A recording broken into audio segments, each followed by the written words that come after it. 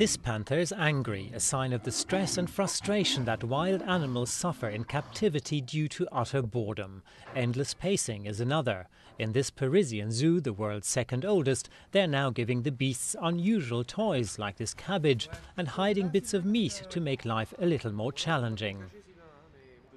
Un animal dans la nature va passer beaucoup de temps à chercher la nourriture, alors que la nourriture... An animal in nature spends a lot of the time searching for food, but in captivity they get fed once or twice a day, always in the same spot, and finish their meal in 5 minutes. That means the rest of the day is pretty empty. A du mal à occuper sa journée, si on peut dire. This panther senses that there's food around, but doesn't know where, so the search begins. It takes a while, but he ends up finding all the goodies. And even the cabbage attracts his interest, that is, until prying eyes get a little too close. Ça va être une diminution des comportements de stress, c'est-à-dire ce qu'on appelle le pacing. This approach helps to reduce stress-induced behavior, such as pacing in the case of panthers, and gets them into productive activities like searching for their food. There's also less aggressive behavior between animals.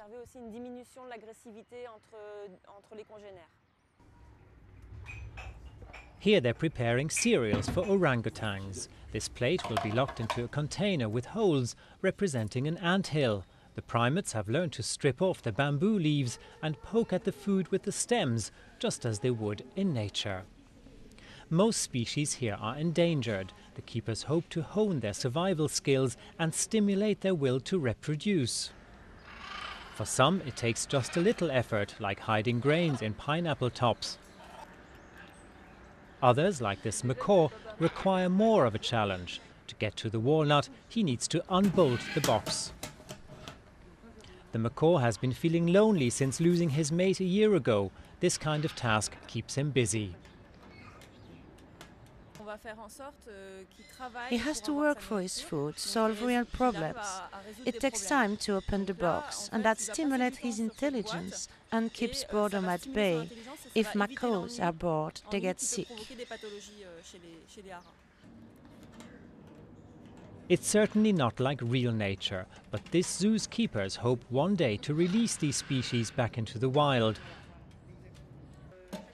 And that day will require every last survival skill they have.